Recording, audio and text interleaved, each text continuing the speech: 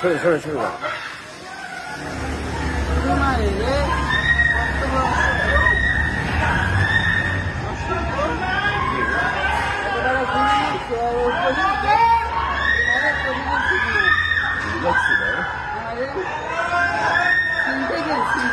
হ্যাঁ সিনটেকারি আমার বাহিনীকে আমি ইনস্ট্রাকশন দিয়েছি তারা তাদের টহল কার্যক্রম আরো বৃদ্ধি করবে, আগামীকাল থেকে যেন কোথাও কোনো কিছু না ঘটে এই জন্য তারা ব্যবস্থা নেবে।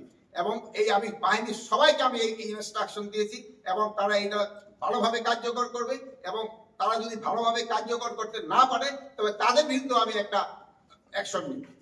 তা আপনারা দেশবাসীকে আশ্বস্ত করবেন আইন শৃঙ্খলা পরিস্থিতি দিনে দিনে আরো উন্নতি হবে এবং এটা অবনতি হওয়ার কোনো সম্ভাবনা নাই। এবং দেশকে যারা অস্থিতিশীল করার চেষ্টা করতেছে তাদের কোনো অবস্থায় আমরা ছাড় দিব না। এই আওয়ামী দোষরদের আমরা কোনো অবস্থায় ছাড় দিব না। তাদের কাছে প্রচুর টাকা আছে, এই টাকা তারা বিভিন্ন জনের মধ্যে বিভিন্ন ভাবে ছড়াচ্ছে এবং দেশে একটা অস্থিতিশীল পরিস্থিতি চেষ্টা করতেছে, কিন্তু তারা কোনো অবস্থায় সাকসেস হবে না।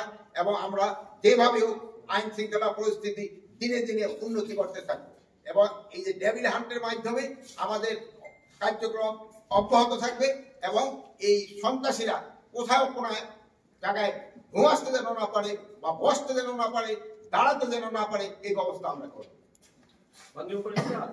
শেষ হয়েছে, আমরা প্রশ্ন করবো। বলেন। আচ্ছা, আপনি জানেন কি আজকেও দুটি ছিনতাইয়ের ঘটনা ঘটেছে এবং একজনকে একেবারে ওপেন ভাবে 4টি গুলি করে তার থেকে 160 ভরি স্বর্ণ ছিনতাই করার ঘটনা ঘটেছে। এগুলোর পেছনে কি আপনি সে আওয়ামী দোষরদেরই দেখছেন না অন্য কেউ এই সুযোগটি নিয়ে এই কাজটি করছে, কি মনে করছেন? এই যে ওই দোষরটাই বেশি জড়িত।